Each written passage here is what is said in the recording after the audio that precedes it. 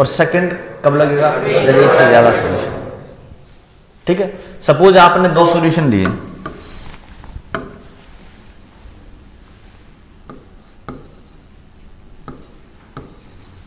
Copper sulphate and zinc sulphate, zinc sulphate solution हो तो क्या हो जाएगा भाई, क्या पढ़ा आपने, W1/W2 equal E1/E2।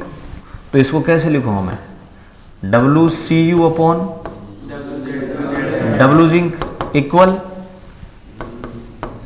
ECU upon, ये तो आएगा भाई, सही है कि नहीं, W1/W2, W1 तांबा, W2 जिंक, E1 कॉपर का इक्विवेलेंट वेट, E2 ये न्यूमेरिकल में काम हो जाएगा सेकंड लॉ का। सेकंड लॉ का जो न्यूमेरिकल है वो इस पे बेस्ड होगा। थर्ड लिख दे, थर्ड आएगी, देख लें, थर्ड फोर जो भी आ जाएगी। सेकंड लॉ पर न्यूमेरिकल इस पे बेस्ड होगा। आपको ECU पता है कितना, 31.75, जिंक का पता है 32.65, दोनों आपको पता है, दोनों में से एक दे देगा, दोनों में से एक दे देगा, कहेगा 40 ग्राम कॉपर डिपॉजिट हो रहा है तो जिंक कितना डिपॉजिट होगा। तो WZN पूछ रहा है, इसकी जगह 40 रख देना, ये दोनों आपको पता है, WZN आ जाएगा कि नहीं बताओ, है वो कह रहा है कि 108 ग्राम जिंक डिपॉजिट हो रहा है तो कॉपर कितना डिपॉजिट होगा, क्या निकालना है बताओ, कि 108 ग्राम जिंक डिपॉजिट हो रहा है तो कॉपर कितना डिपॉजिट होगा, क्या निकालना है बताओ, WCU निकालना है। WZN की जगह कितना आ जाएगा, 108 आ जाएगा, दोनों आपको पता है, सही है भाई, दोनों समझ में आ गए कि नहीं बताओ, फर्स्ट और सेकंड। ठीक है,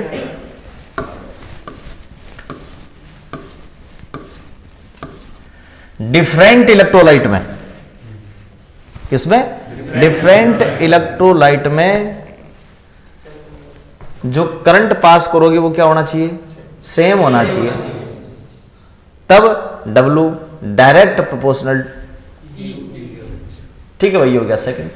तो अपन वापस सिंपल इधर बात कर लें, बोलो कौन सा है भाई,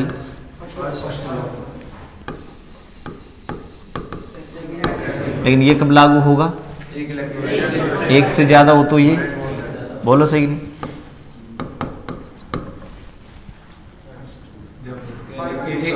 एक गुलाम पास करोगे जब तो होगा ये, सही है कि नहीं। Z निकालने का तरीका E अपॉन, बोलो सही कि नहीं, और भी अपने पास W बराबर ZQ, W बराबर E upon 96,500 into Q, W बराबर E upon 96,500 into I into T, हो गए सारे सारे ये। ठीक है, तो फैराडे का फर्स्ट और सेकंड नियम लिख दे, कोई दिक्कत हो तो बोल देना भाई। ठीक है,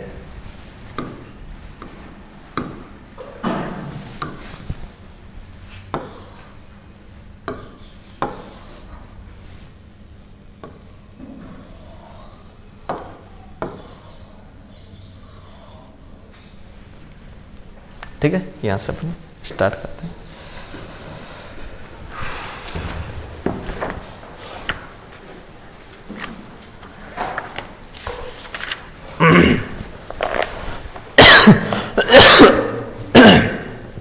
लिखो भाई, according to this law, first law पढ़ रहे हैं अपन, according to this law the amount of substance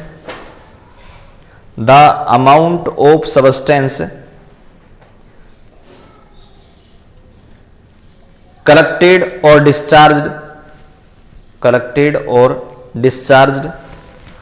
on the electrode, collected or discharged on the electrode, कोष्टक में क्या लिखेंगे इसके, अमाउंट ऑफ सब्सटेंस को किससे लिखा था आपने यहाँ, तो डब्लू लिखो कोष्टक में, डब्लू सही है ना, डब्लू लिख दे डब्लू, इसके आगे लिखो in an electrolysis, in an electrolysis is proportional to the amount of electricity, the amount of electricity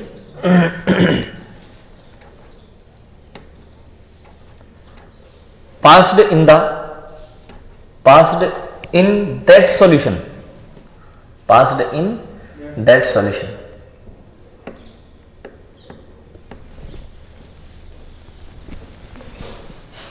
ठीक है, अभी उतार दो यहां से।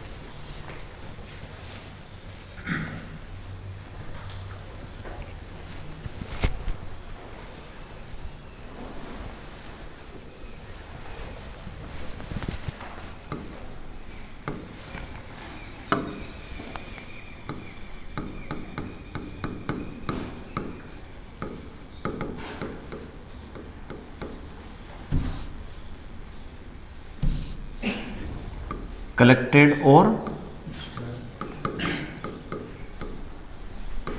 डिस्चार्ज्ड है ना भाई, अमाउंट ऑफ सब्सटेंस कलेक्टेड और डिस्चार्ज्ड, और क्यू है amount of electricity pass through that solution.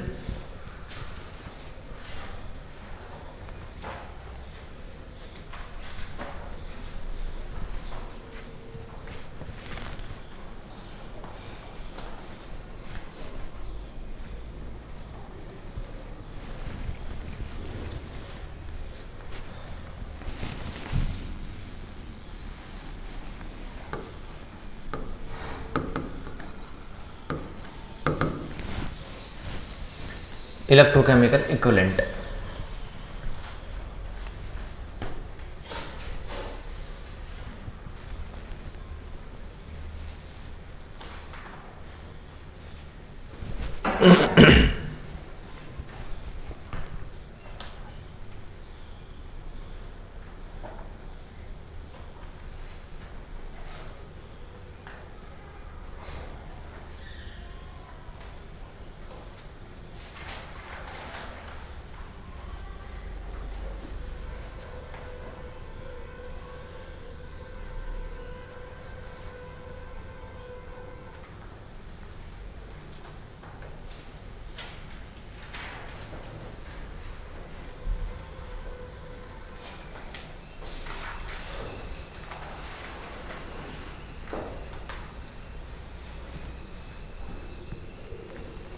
करो ऊपर भाई।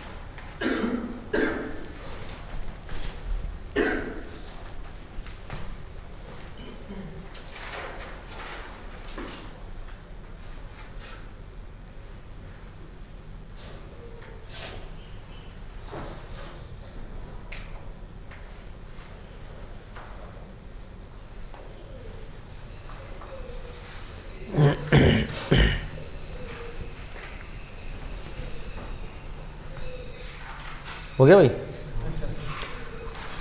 तो W प्रोपोर्शनल किसके होता है?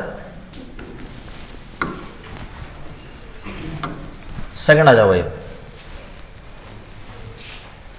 Second law of Faraday electrolysis, और डायग्राम बना दे पहले।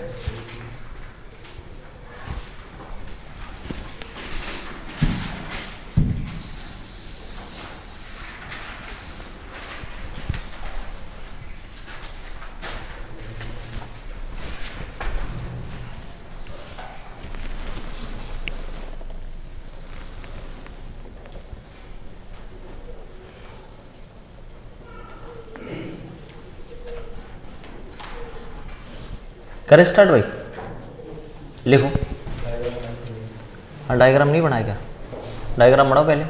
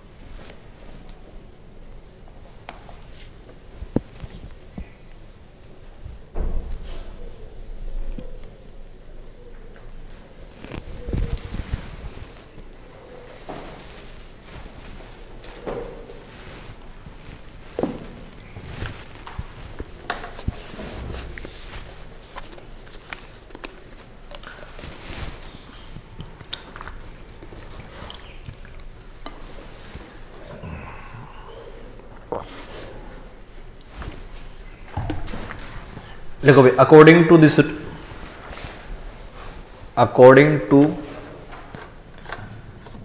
This law, if equal amount of electricity is passed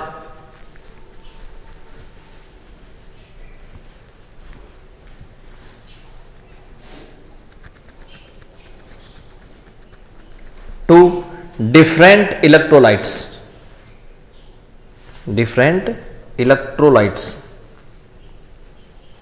तो क्यू सेम कर दिया ना भाई, क्यू तो सेम है, इलेक्ट्रोलाइट डिफरेंट है। Then the amount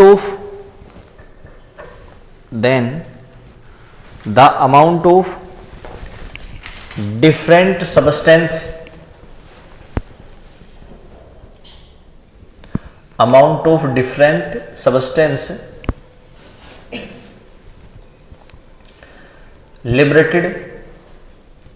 liberated is proportional to their equivalent weight।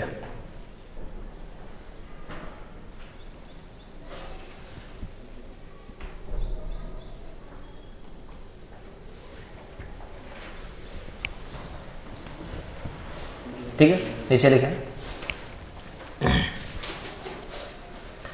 For example,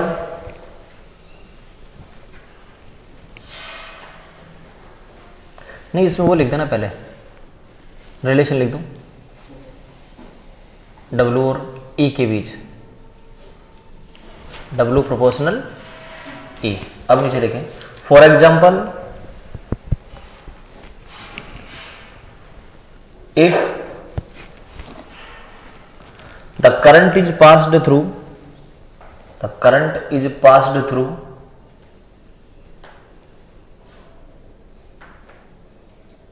two electrolytic solution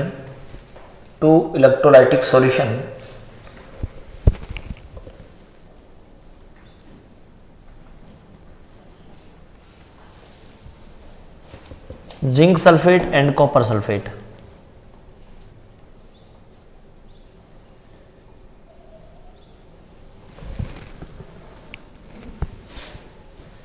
ठीक है, बस उसके बाद में आ जाओ।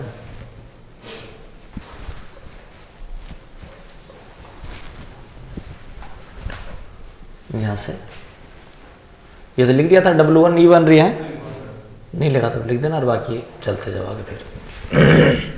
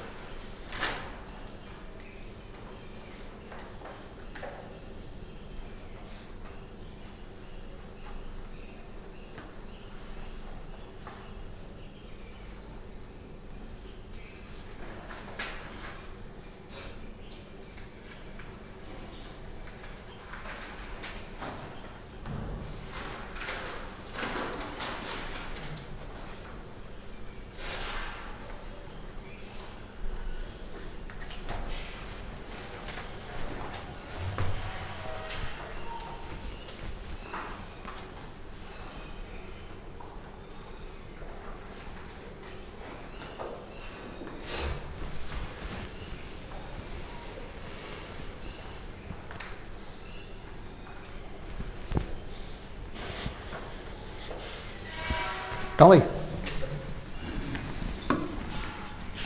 देखो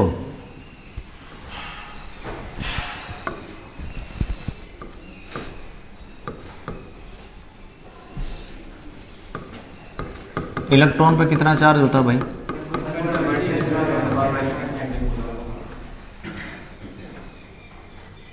वन इलेक्ट्रॉन पे, है ना? और 1 मोल इलेक्ट्रॉन पे निकालूंगा तो 1 मोल से गुणा कर दूंगा भाई। 1.6 गुणा 10 की घात -19 कूलम को मल्टीप्लाई कर दूंगा किससे? 6.022 × 10⁻23 से गुणा कर देंगे। गुणा करने पर आएगा 96,500 कूलम पर मोल। कितना आएगा? 96,500 कूलम पर मोल। और इसी को ही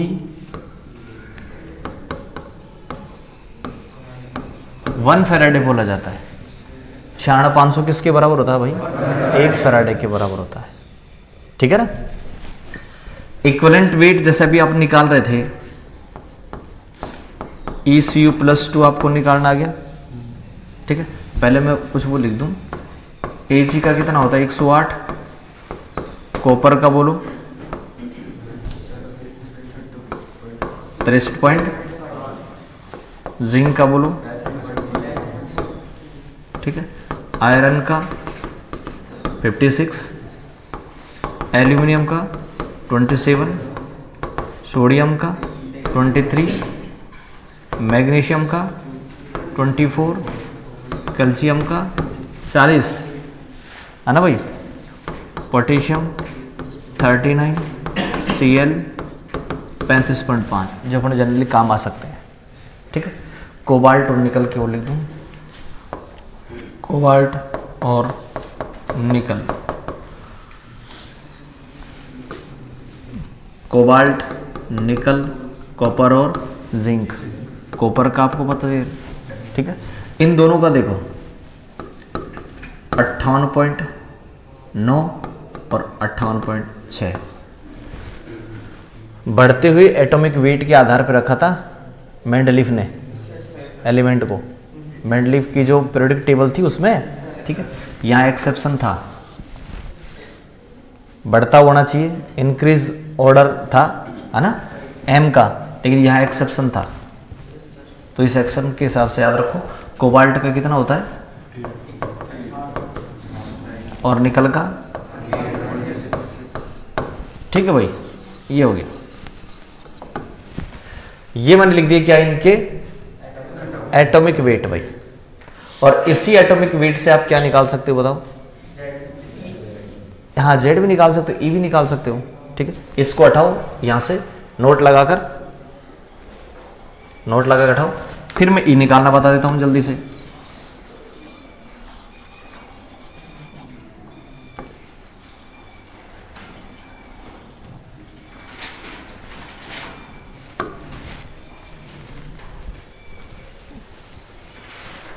चार्ज ऑन 1 इलेक्ट्रॉन और 1 मोर इलेक्ट्रॉन।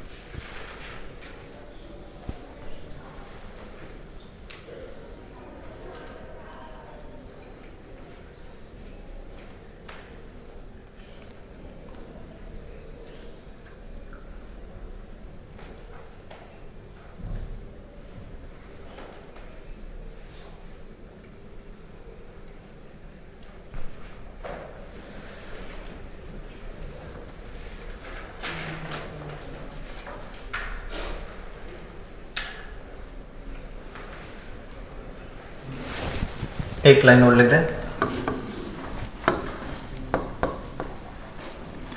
पास 1 फैराडे।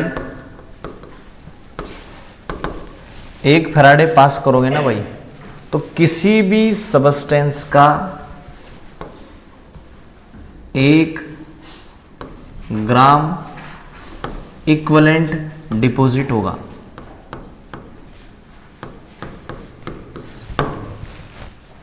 एक क्वेश्चन कई बार पूछा गया क्वेश्चन है भाई, आगे अपन इसको जब न्यूमेरिकल करेंगे जब आ जाएगा। ये क्या करोगे, जब 1 फैराडे पास कर दोगे ना, तो किसी भी सबस्टेंस का कितना जमा होता है, कितना डिपॉजिट होता है, 1 ग्राम इक्विवेलेंट, ठीक है। लिख दो लाइन, पास 1 फैराडे, तो क्या होगा भाई, 1 gram equivalent of substance deposit.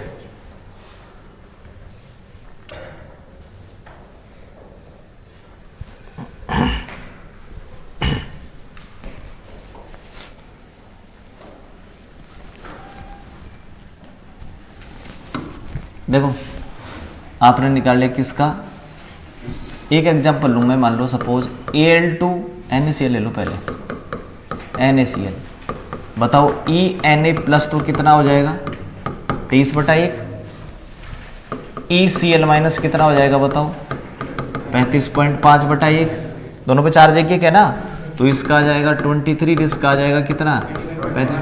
और अगर मान लो मैं ENaCl निकालूं तो पूरे का, दोनों को जोड़ दो, कितना आ जाएगा ENA plus plus ECl minus, दोनों के इक्विवेलेंट वेट को जोड़ दो, पूरे का आ जाएगा कितना,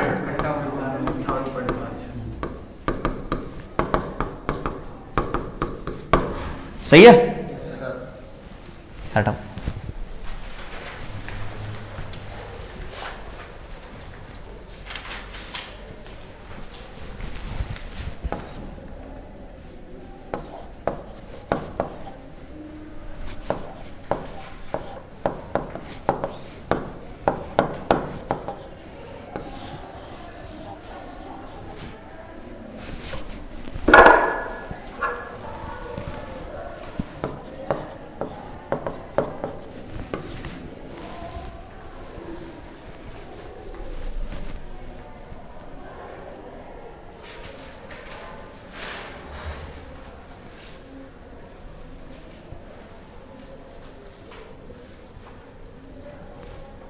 Na का और Cl का जोड़ दिया भैया ना। एक एग्जांपल और देता हूं मैं इक्विवेलेंट वेट निकालने का,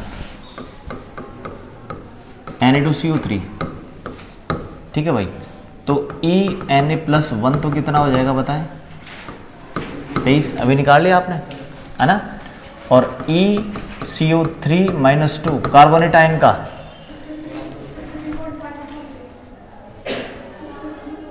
है नहीं, CO3 माइनस 2 का कार्बोनेट CO3 बताओ,